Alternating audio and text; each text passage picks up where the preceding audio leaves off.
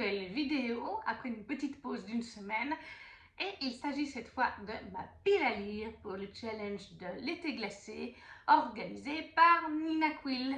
C'est déjà sa 3e édition et il aura lieu du 27 juillet au 6 août, soit sur 2 semaines. Vous avez bien sûr une vidéo comme chaque année. Cette année, elle a vraiment fait une vidéo avec les catégories, ses recommandations et sa palle. Je vous mettrai le lien en barre d'infos. Il y a toujours 7 catégories, c'est toujours les mêmes depuis 3 ans. Nina aime bien garder les mêmes choses et moi, j'avoue que ça ne me dérange pas du tout. Je trouve que ça correspond très bien. Été glacé, pourquoi ce nom? Tout simplement parce que Nina adore l'hiver et puis que des fois, en plein été, quand il fait très chaud, c'est le cas aujourd'hui, je tourne en pleine journée, je me suis enfermée. Ce que j'ai réalisé dans une autre vidéo que j'ai fait il y a quelques semaines sur toute quelle édition, que si je laisse les stores ouverts, la luminosité avec le spot et les stores, c'est vraiment, enfin, la lumière de dehors, ça a fait une lumière très bizarre. La qualité de la vidéo était vraiment pas top. Et là, la vidéo suivante, j'ai fermé le store, j'ai vu que ça faisait plus. Donc vraiment, je ne peux pas laisser le store ouvert. Mais c'est pas plus mal vu la chaleur qu'il fait.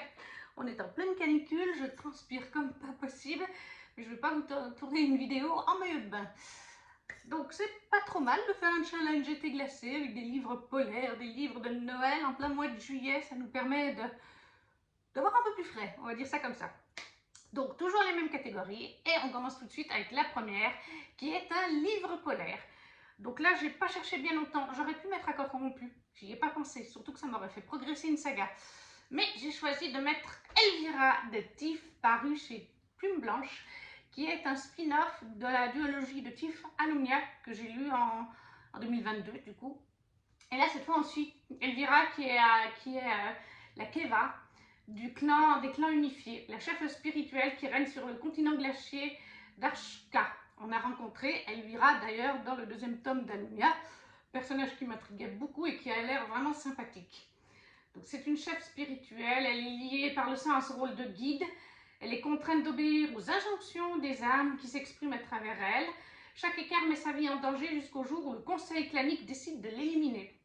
Ensuite, dans l'éternelle nuit hivernale, totalement roman polaire, livre polaire, Elvira trouve refuge au sein d'un clan dissident et en particulier auprès de Rune, un veilleur solitaire et rancunier qui la considère à raison comme une menace. Malheureusement, avec ou sans trône, elle reste une Keva.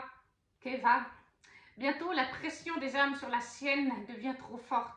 Elvira doit choisir, se battre pour retrouver sa place au sein d'un système millénaire ou partir en quête d'un moyen de rompre ses chaînes et de gagner la liberté, une liberté tant désirée. Voilà, j'ai adoré Alumnia de Tiff. Tiff, elle est super gentille, je l'ai rencontrée aux Imaginales. Non, j'ai pas fait dédicacer à Elvira, c'est Alumnia que j'ai fait dédicacer. Donc voilà, on est totalement... Et il aurait correspondu aussi à d'autres catégories. Vous verrez après, si vous ne connaissez pas le challenge été glacé. Donc Elvira de Tiff, tome spin-off d'Alumnia, chez Plume Blanche. En deuxième, c'était un animal sur la couverture. C'est vrai que j'aurais pu mettre plusieurs romans. Mais en même temps que le challenge était glacé, sur le Discord DLC où je suis membre, on a un challenge que les admins nous ont fait qui dure tout le mois, tout l'été, de juin à fin août. Je crois que c'est au 30, enfin, il me semble. Hein. Ouais, ça fait 1er juin à fin août, 3 mois. Il y a 4, 8, 12, 16, je crois, 16 livres. Et j'en suis même pas à la moitié et on est mi-juillet. Donc je me suis dit que j'allais quand même un petit peu mettre 1 ou 2 livres du challenge défi du Discord dans celui de Nina parce que sinon je ne m'en sortirais pas. D'où le fait que pour Animal sur la couverture, j'ai mis L'Ascension des Dragons de Marion Aubry, toujours chez Plume Blanche. Et j'ai les petits goodies que Marion m'a offert lors des Imaginales qui se fait la malle. Si vous souhaitez voir les petits goodies, c'est dans ma vidéo Blabla et All, la dernière que j'ai postée qui concerne les Imaginales. Bref, pour revenir à l'Ascension des Dragons, pour l'instant c'est un one-shot, paru chez Plume Blanche, donc par Marion Aubry, comme une très belle couverture. Là, on nous parle forcément de dragons. Sentant leur fin approcher, les dragons autrefois maîtres du ciel léguèrent une partie de leur pouvoir à des hommes jugés sages et méritants. De génération en génération, ce sang fut transmis à leurs descendants partout à travers le monde. Depuis, les héritiers répartis en clans vivent en marge de la société. Mais aujourd'hui, certains d'entre eux refusent de se cacher plus longtemps, quelles que soient les conséquences pour les humains. Emma n'est pas n'importe quelle héritière. Elle est la reine des dragons et c'est entre ses mains que repose l'avenir à tous. Or, quelle part d'humanité lui reste-t-il? Alors, de ce que j'ai pu voir lors du live Plume Blanche, c'est un roman qui se passe dans notre monde. C'est juste que, voilà, il y a des personnes douées, comme vous avez compris, de pouvoir, car les dragons leur ont légué leur pouvoir. Marion nous dit aussi, donc ça ne doit pas être un spoiler, que Emma est née, quant à elle, par contre, dans un véritable œuf de dragon. Voilà, c'est une info qu'elle nous donne en plus. Elle l'a donnée lors du live Plume Blanche. Pourquoi est-ce qu'elle est née dans un œuf de dragon comparé aux autres qui héritent des pouvoirs? Mystère. Moi, il me fait très envie, forcément, comme pratiquement tous les plumes blanches que j'ai. Je souhaitais les avancer. Et puis, je pense qu'il va bien pour l'été aussi, celui-là. Hein. Vu les couleurs, on est totalement ton chaud. Moi, il me fait très envie. Donc, L'Ascension des dragons de Marion Aubry chez les éditions Plume Blanche pour un animal sur la couverture. En troisième, c'est un livre offert. Et là, j'ai mis Les Prélats de Faenas, qui est en auto-édité de C. Abécassis Weigel. Alors, elle a créé sa propre maison d'édition, mais je ne sais pas s'il y a un nom à sa maison d'édition ou pas. Tout ce que je sais, c'est qu'elle a créé sa propre maison d'édition pour se publier. Mais ça reste du coup de l'auto-édité, puisque c'est sa propre maison d'édition, c'est Abécassis Weigel. J'ai le tome 1 et le tome 2 dans ma palle, que j'ai reçu lors des Imaginales, enfin que j'ai reçu. Il y en a un, je me le suis acheté moi, et l'autre, c'est ma mamie. Techniquement, moi, je me suis acheté le tome 1 et ma mamie m'a offert le tome 2. Mais comme on les a achetés en même temps, c'était une promotion. Si on achetait les deux, on avait le droit à un petit goodies en plus qui est là. On peut considérer que ma mamie m'a acheté le tome 1 et moi le tome 2. Ça revient au même. Je ne vais pas lire le tome 2 en premier. Donc, je mets celui-là, mais on peut le considérer. Alors, qu'est-ce qu'on nous dit? Astéria est une jeune femme énergique, au caractère bien trempé, qui vient d'emménager à Maléros avec sa cousine Cléora. Les deux jeunes femmes arrivent tout droit du mystérieux royaume de Phanéas, où la magie et les dieux n'ont rien d'imaginaire et où chaque jour recèle son lot de surprises. Elles ont fui leur terre natale, envahie par le royaume limitrophe d'Andorre, et sont venues se réfugier dans notre monde. Andorre, ça me fait penser à Star Wars. Bon. Elles cherchent à présent les prélats de Phanéas afin de regagner leur monde et de restaurer la paix. Mais la tâche s'avère bien plus ardue qu'il n'y paraît et les mystérieux prélats demeurent introuvables. Leurs actions finissent par attirer l'attention d'un jeune homme observateur portant le nom de Noctis. Avec l'aide de son ami Clay, il compte bien découvrir ce qu'elle cache. Voilà, moi ça fait un moment que je le vois passer, ça, lors de salons, etc. et qui me fait aussi très très envie. Donc Les Prélats de Phaénas, le tome 1 de C. Abécassis Weigel en auto-édité. J'ai un petit peu du mal avec le prénom de C. Abécassis Weigel. À chaque fois que je fais un post Insta ou quelque chose, je suis obligée d'aller chercher vraiment comment on l'écrit sur internet. J'arrive pas à le garder en mémoire. Pour la quatrième catégorie, c'est un livre noélique. Et là, j'y ai mis Un héros pour Noël, qui est un recueil paru chez J'ai lu de 3 petites romances de Noël, avec Julia Quinn, Lisa Kleypas et Kingsley MacGregor. Donc 3 petites romances. À l'occasion de Noël, 3 auteurs emblématiques. La romance nous offre une séduisante variation sur le thème du héros. Laissez-vous charmer par les aventures sentimentales d'un célibataire endurci, prêt à son propre piège, conté par Julia Quinn. Abandonnez-vous dans les bras d'un ténébreux médecin aussi singulier qu'ensorcelant, dépeint par Lisa Kleypas. Partez sur les traces de ce chevalier issu de l'imagination de Kingsley MacGregor qui écrit des lettres d'amour enflammées à une inconnue en se faisant passer pour un autre. À leur compagnie, passez de très bonnes fêtes. Donc il y a 3 petites romances. En plus, là il fait vraiment noélique. Je pense quand même que le texte en lui-même est noélique aussi, hein, j'imagine. Donc, Un héros pour Noël de Julia Quinn, Lisa Kleypas et Kingsley MacGregor. Je ne connais pas les deux secondes. Je connais que Julia Quinn avec Bridgerton. J'ai lu en format poche. Pour livre noélique, en livre bleu, je me suis mis un truc, j'ai l'impression d'être complètement débile avec ce que j'ai mis. En 2 semaines, je n'arriverai pas à le lire. Mais de toute façon, je pense que je n'arriverai pas à tenir ce challenge. En 2022, jusqu'à février-mars, je tenais tous mes challenges pratiquement. Il y avait 16 livres, même ceux avec 16 ou 20 livres sur 2 ou 3 mois, sans souci. Mais depuis mars et le décès de ma maman, je n'arrive pas à tenir mes challenges. C'est-à-dire le Romantasy Challenge, je ne l'ai pas à 100% j'ai débordé. Le Disney Book Challenge, j'ai pas réussi. Ça vient du fait que, voilà, quand ma maman était vivante, on se couchait tôt. Enfin, moi, non, j'allais dans mon lit en fait.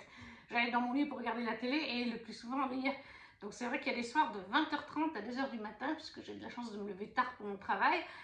Et là, je pouvais lire pendant tout ce temps-là. Donc ça faisait presque 5 heures de lecture, plus encore pendant les activités des enfants. Mais depuis le décès de ma maman, c'est ma mamie qui vit avec moi. Enfin, petit à petit, elle est en train de vivre avec moi. Et c'est pas une couche tôt comme ma maman à 20h30. Ça venait de son état de fatigue, de sa santé à ma maman. Ma mamie, elle aime faire des jeux, elle aime regarder Netflix avec moi, elle aime regarder des photos, donc on se couche à 22h30. Donc je perds des soirs plus de 2 heures de lecture. Et ça se ressent sur les challenges. Je n'arrive pas à les finir, parce qu'en plus, il y a les LC sur les différents Discord où je suis, qui me font toujours très envie, et là, pareil, j'arrive pas à suivre. Bref, c'est une catastrophe. Donc je sais que j'arriverai pas à le lire en 2 semaines. Le tome 3 d'Outlander pour le livre bleu, qui est Le Voyage, donc de Jenna Gabaldon, paru chez J'ai lu. Comment voulez-vous que je lise avec tout ce que j'ai à lire? Plus de 900 pages, oui, mais ben, 1000 pages, plus de 1000 pages en 2 semaines. Sachant qu'en général, je mets un mois et demi pour les lire en fait. Alors, on va dire que je le commence par mon challenge de Nina et je tricherai un petit peu. Mais j'ai envie d'avancer dans la saga parce que j'ai trop de sagas. Est-ce que j'ai vraiment besoin de parler d'Outlander entre la série et les livres? Je crois qu'on connaît tous. On y suit Claire, qui est une jeune femme dans les années 1940 et quelques, bref, juste après la guerre, la Deuxième Guerre mondiale. Et avec son mari, ils se payent enfin, entre guillemets, leur voyage de noces en Écosse, juste avant que son mari commence à travailler, pas très loin de là. Et un jour, eh bien, Claire, en allant cueillir des fleurs, il me semble que c'est des fleurs, elle va aller vers les menhirs, je crois que c'est ça, les Dolomites, les menhirs, je ne sais plus. Bref, ces roches qu'on trouve parfois en Écosse. Elle va être attirée par une des pierres où il y a des sons qui semblent en sortir et elle est aspirée dans le passé. Je ne me rappelle plus, dans le 15, 16, 17, 18e siècle, ça fait dans les années, je crois que c'est 1700, je crois qu'elle remonte le temps de 200 ans, si je me rappelle bien. Voilà, donc on va suivre Claire, surtout elle, dans le premier tome et dans le deuxième, dans ce passé où elle essaye de survivre, où elle essaye de comprendre ce qui s'est passé, où elle se fait des amis, des alliés, des ennemis et malgré tout un amoureux. Voilà, donc c'est une romance historique avec un côté donc un petit peu fantastique puisqu'on remonte dans le temps mais qu'on suit aussi le présent. Voilà, dans le tome 2, on est un petit peu dans le présent aussi, enfin dans le présent, dans le futur, en fait, des années plus tard, mais on revient dans le passé où Claire nous raconte des choses. Enfin bref, c'est un peu fantastique, mais personnellement, j'aime beaucoup. C'est juste que c'est des gros pavés. J'ai tendance à préférer la série pour ça. Mais je continue, je m'accroche. Donc voilà, livre bleu, j'ai mis le tome 3 d'Outlander puisqu'on a des vagues. C'est nommé Le Voyage, donc je pense qu'ils vont partir. J'en suis qu'à la saison 1 sur Netflix, parce que j'avais commencé avec ma maman fin 2022, en fait, cette série, qu'elle aimait bien aussi, et j'ai pas repris depuis qu'elle est décédée. Mais je vois les pubs sur Insta et tout ça, donc je sais qu'ils partent en Amérique à un moment donné. J'imagine que ça va être là. Donc Jenna Gabaldon, le tome 3 de Outlander, pour un livre bleu. C'est lourd les briques. Fort heureusement, je me suis mis des petits livres. Hein. La petite romance là avant, elle est petite. Et là, pour le livre blanc, j'ai mis, c'est pas du tout sur la thématique de Noël, mais j'ai mis cordialement, bien cordialement vôtre, de Caro Emeline, complètement folle de vous, entre parenthèses, qui est paru chez HarperCollins Poche. Ce sera mon troisième ou quatrième Caro Emeline. J'ai déjà lu 2 romances de Noël de Caro Emeline, ça c'est sûr et certain. Et celui-là, je viens de me le prendre en occasion sur Vinted il y a quelques semaines. Vous ne l'avez même pas encore vu dans mes book hauls. De toute façon, j'ai un retard pas possible. Donc là, qu'est-ce qu'on nous dit? L'avantage de fantasmer sur son patron, finit de traîner les pieds pour aller au boulot. Dans la vie, Aubrey a 3 fantasmes. Ryan Gosling, Liam Hemsworth, moi ce serait plutôt Chris Hemsworth, et Jess Adam, le riche businessman qu'on aperçoit dans toutes les soirées branchées de la ville. Le patron de la start-up new-yorkaise numéro 1 est son crush de lycée. Mais attention, si elle s'est fait embaucher pour son entreprise, c'est uniquement pour profiter d'une opportunité professionnelle en or, pas pour le mater en douce. D'accord, elle doit avouer que Jess est encore plus séduisant qu'avant, avec ses cheveux en bataille, sa petite fossette et son charisme d'entrepreneur à succès. Mais Aubrey House aussi a changé. Elle n'est plus l'élève timide et réservée qu'elle était à l'époque.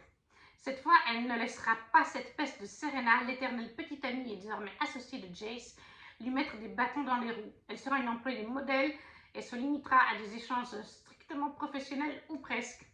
Voilà, les deux autres romans, ou les trois, comme je vous dis, deux pour sûr, voire trois, je les ai adorés, il y a de l'humour, c'est écrit par une Française. Ma mamie l'a déjà lu, à peine je le recevais qu'elle le prenait. Donc elle a passé un bon moment, donc je ne me fais pas de soucis. En plus, il est court, il fait quoi? Il fait tout juste 300 pages, voilà. Il aurait pu jouer dans la dernière catégorie, 300 pages, sachant qu'il y a des fois des chapitres qui commencent au milieu de la page et qui finissent au milieu de la page. Moi, je considère que ça fait un peu moins de 300 pages. Ça va se lire vite. Donc, Carole Nin, bien cordialement, votre employé chez HarperCollins Poche.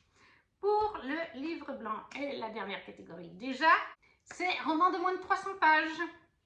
Et là, j'ai mis encore une petite romance de Noël. Je me suis dit, il faut en profiter. Meilleurs vœux, Eva au diable. Il fait genre 316 pages. Mais encore une fois, il y a des chapitres qui se finissent au milieu de la page ou qui commencent au milieu de la page. Donc moi, parce que je compte vraiment mes pages, et quand je fais mes chapitres et que je compte les pages, si je vois que ça commence au milieu d'une page et que ça finit au milieu d'une autre, j'en enlève une d'office pour le chapitre en question. Donc des fois, quand je fais mon calcul de pages, on va me dire que j'ai lu 40 pages de ce roman, mais en fait, il y aura tout d'un coup 40 pages de ce roman, mais en fait, ce sera plutôt 35 si on enlève les pages entre chaque chapitre, demi-page perdue entre chaque chapitre en fait. Donc, Meilleur vœu et va au diable d'Émilie Parizeau, paru chez Hugo Poche. Colline file le parfait amour avec chez Marcel, la petite boutique de décoration florissante qu'elle a créée il y a 4 ans et qui depuis occupe tout son temps. Chez elle, chaque objet est choisi avec soin et agencé avec amour. Autant dire que les hommes sont loin d'être sa priorité. Pourtant, elle est presque séduite lorsqu'un client particulièrement à son goût lui fait les yeux doux. Et est très déçue en découvrant que ce vil charmeur n'est autre que le propriétaire du nouveau magasin de décoration qui vient d'ouvrir en face du sien. Et dire qu'elle se voyait déjà à son bras alors qu'il étudiait simplement la concurrence. Elle aurait à la limite pu lui pardonner de lui avoir donné de faux espoirs, mais elle ne risque pas d'oublier la menace qu'il fait peser sur sa petite entreprise adorée. Colline ne compte pas se laisser faire alors que le meilleur gagne. Pour Noël, ils ne se feront pas de cadeaux. Ça a l'air très drôle, donc et c'est très court. Ça ira très bien pour le challenge. Donc, Meilleur vœu Eva au diable de Émile Parizeau chez Hugo Poche. On a fini du coup la pile à lire, mais pas tout à fait pour le challenge, puisque Nina propose aussi pour se motiver elle-même, et puis pour ses abonnés, elle propose des petits challenges à faire. Il y en a une partie sur Instagram et une autre sur YouTube. Ça, c'est pour ceux qui font des vlogs. C'est vrai que moi, je ne fais pas de vlog, comme je vous ai déjà dit. Avec mon travail, je ne peux pas vraiment trop vlogger parce que je ne veux pas qu'on voie les enfants sur la caméra, ce qui est normal. Et puis, je ne sors pas beaucoup en dehors du boulot. Je suis assez une ermite dans mon petit coin. Je ne reçois pas des colis tous les jours, comme beaucoup de booktubers, parce que j'ai un petit budget, surtout cette année.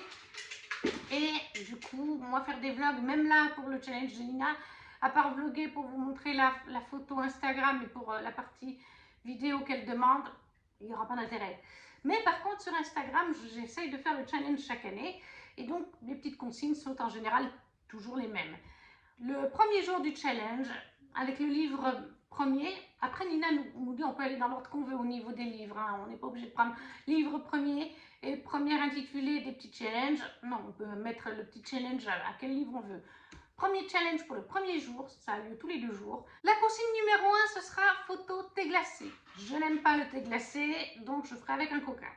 La consigne 2, ce sera une photo avec un animal. J'en ai 2, j'en ferai 2. La consigne 3, ce sera photo avec une glace. Facile. La consigne 4, ce sera photo avec une bougie. Oui, ça c'est facile aussi. J'en ai plein de chez Kimi, de chez Gladys. En 5, la consigne c'est photo sur fond bleu. La consigne 6, photo sur fond blanc. Et la photo 7, ce sera une photo avec une boisson chaude. C'est pas compliqué. Le matin, j'aime mon petit chocolat chaud, même en plein été. Donc ça, ce sera frais. Je ne vous parle pas de celle pour YouTube, puisque je ne le fais pas, mais certaines des consignes sont similaires. Voilà. On a fini cette pile à lire pour ce challenge de Nina Quill. Je vous invite encore une fois à aller voir sa vidéo. N'hésitez pas à me dire en commentaire si vous avez lu certains de ses romans ou s'ils vous font envie. Si vous participez au challenge, vous pouvez même mettre le lien de votre vidéo, comme ça j'irai la voir. J'aime bien voir les piles à lire pour les challenges. N'hésitez pas non plus à liker, à vous abonner. Et si vous ne savez pas quoi mettre en commentaire, vous mettez un petit smiley, celui que vous voulez. Surtout que là, en plus, on a le choix. On peut mettre des smileys de Noël puisqu'on est sur un challenge de été glacé. Et nous, on se retrouve très vite pour une prochaine vidéo. Ciao, ciao!